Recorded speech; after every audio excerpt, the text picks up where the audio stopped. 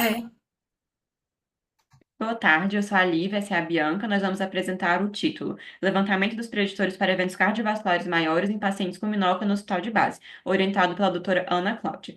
Nós caracterizamos MINOCA como um infarto com presença de obstrução menor que 50% na angiografia, de acordo com a quarta definição universal de MINOCA e também em consonância com a Sociedade Europeia e Americana. Tendo isso em vista, nós pesquisamos na literatura que já existem estudos que mostram o prognóstico reservado desses pacientes, porém tem uma difícil caracterização pela variabilidade de causas e graus de dano. Isso justifica o nosso estudo. Assim, desenvolvemos os objetivos, principalmente de avaliar os preditores para eventos cardiovasculares maiores nesses pacientes e, secundariamente, caracterizar o seu perfil clínico, identificar a incidência de eventos cardiovasculares maiores, assim como a taxa de mortalidade cardiovascular e seus fatores prognósticos.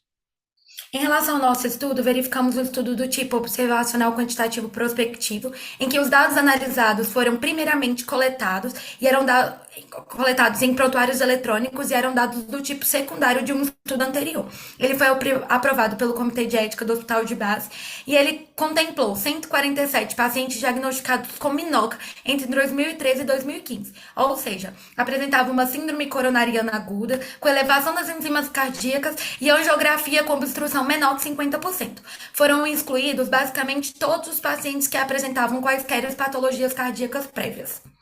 Entre as variáveis, descrevemos um perfil clínico do paciente, bem como a caracterização do quadro clínico de MINOCA e acompanhamos por 9 anos, tanto os seus desfechos cardiovasculares e não cardiovasculares.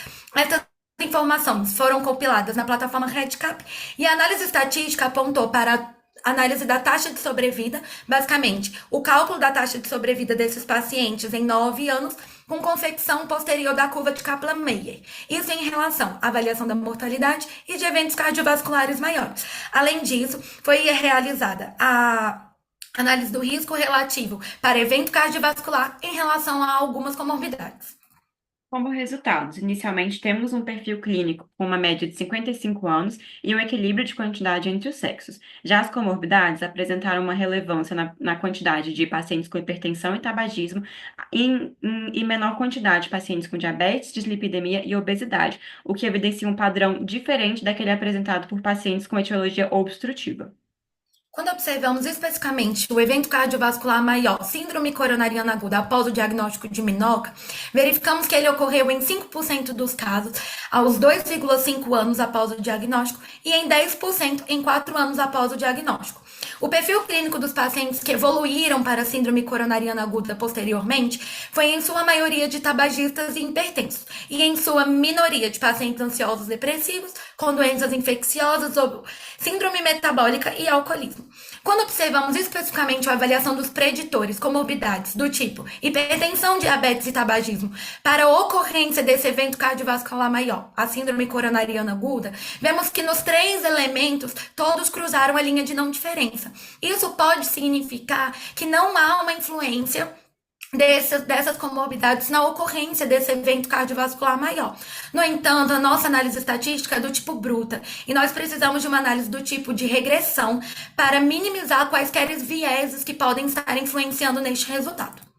Nosso estudo converge com a literatura nos seguintes pontos: a população com MINOCA é mais jovem do que aquela com infarto obstrutivo, as principais comorbidades divergem da comorbidade de infarto obstrutivo, porém, o nosso estudo tem a característica de que não encontrou relevância significativa na associação entre as comorbidades e os desfechos cardiovasculares. Concluindo assim, o nosso estudo teve algumas limitações dessas aqui descritas, e então, para concluir, nós vimos que nosso estudo é relevante, pois mostrou dados em uma população específica não antes estudada, confirmou associações de que a minoca apresenta risco significativo de eventos cardiovasculares e que o tabagismo e a hipertensão estão mais associados com essa patologia. Ainda assim, persiste necessidade de realização de mais estudos.